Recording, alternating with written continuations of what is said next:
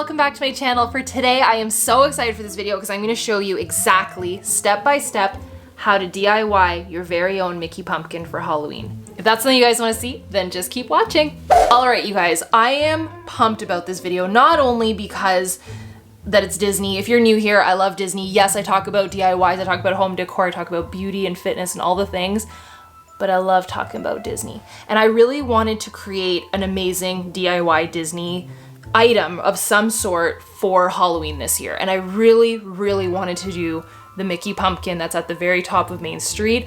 I think that Disneyland last year, that was the last time I've been to Disneyland. I always go to Disney World, but last year we were in Disneyland and I just thought they killed it at Halloween, like between California Adventure and all the vibes in Cars Land and all over California Adventure. And I know now they have the Oogie Boogie party, but Disneyland itself and like Main Street and how they have the pumpkins, and that's why I had the little pumpkins that I painted as well, because that's how he is at the top of Main Street. Like there's the big Mickey pumpkin and then he's got all the little pumpkins. So I wanted to kind of create something like that.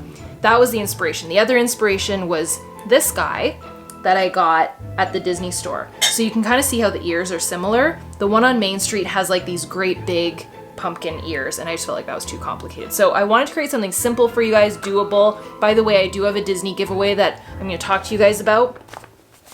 Disney Love Your Melon. If you guys are not subscribed, make sure that you're subscribed. If you're not following on Instagram, make sure that you're following, and that's it.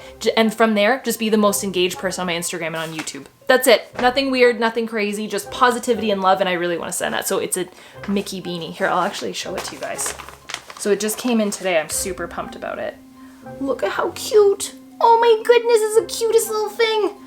So this is going to one lucky subscriber / follower on Instagram. You guys are amazing. I love you.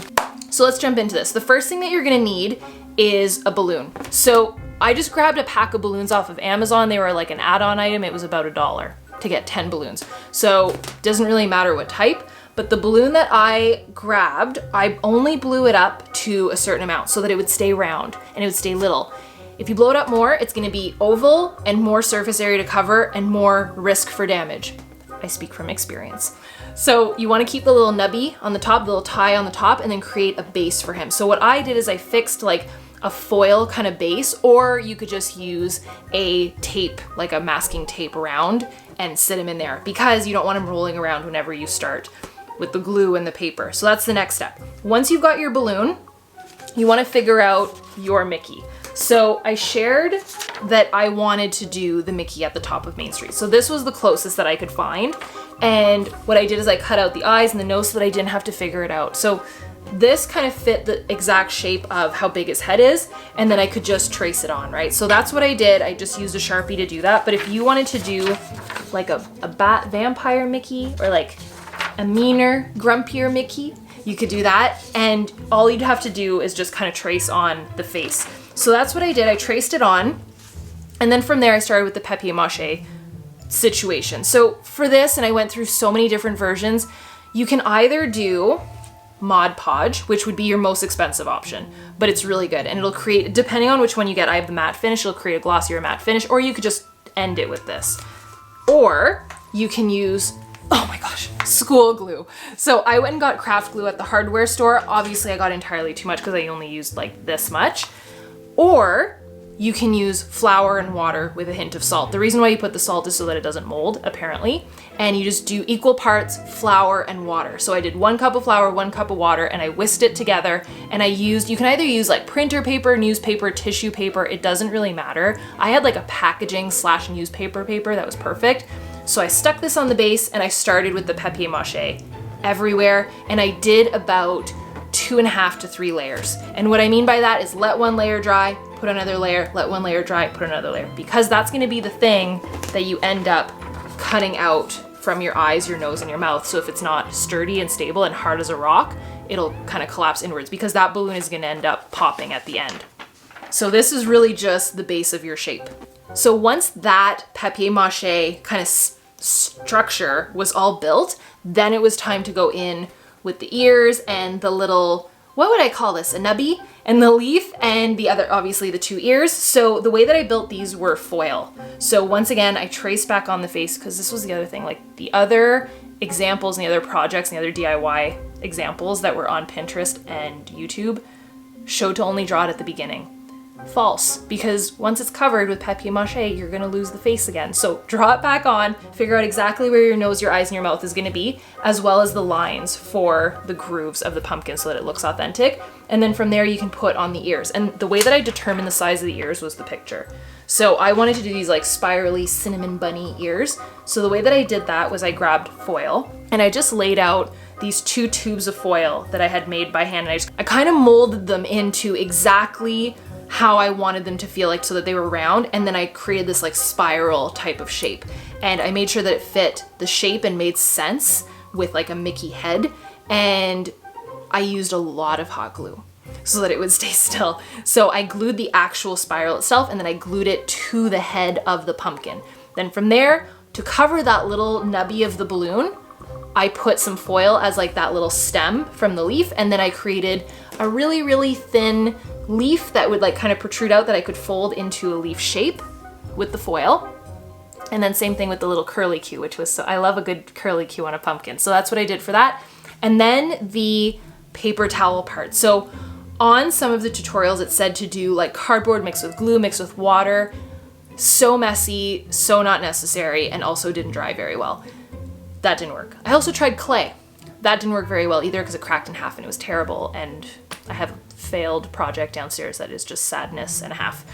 This worked way better. I used paper towel, it was super moldable and pliable, and it was like, it went with exactly what I wanted it to do. So in order to create these little grooves, I just did like little shape, like little triangular shapes going down, and I just put some Mod Podge or glue or whatever as I was going, and it stayed. Same thing with like where it's a little bit raised. That's what I did for like his eyebrows and stuff. I just used a little bit more paper towel. And then that's what created the stability for the ears. So I basically would grab some glue, put it down, put the paper towel from the ear onto the pumpkin or onto the balloon, and it affixed everything together. Then I went through and I did the curly Q and the ears and all of that, and I covered it all up so that the whole sucker was hard as a rock. Then by this point, everything kind of has its shape. You just need to cut out your eyes. So I just used a serrated knife and some little, I call them surgical scissors. They're like pharmacy scissors that you would use. That's what I used to cut my eyelashes. The other thing I wanted to say to help it dry a little bit faster, I did use my hairdryer. My Dyson hairdryer helped a ton. So you can use a hairdryer. Don't put it too close to a fire. I noticed that, and it actually made the balloon inflate because of the heat, and it could have popped. So don't do that. But a hairdryer on cool, no problem. So I did that. And then I did all the paper towel, and then it was time to go in with paint. The paint that I used was like this matte chalk paint. I didn't love it, but it did act as a really great base. What I loved was this Studio Acrylics Pebeo paint. Love this orange. There's almost like a glittery finish. It's an iridescent orange, and then I used an iridescent green as well as just some basic, I think it's called like apple tree, basic acrylic paint that you can get off of Amazon. So I just kind of combined the colors together as I was painting them, and I always put a darker color in the groove just to accentuate, so you can really see it on the back here, how I accentuated that.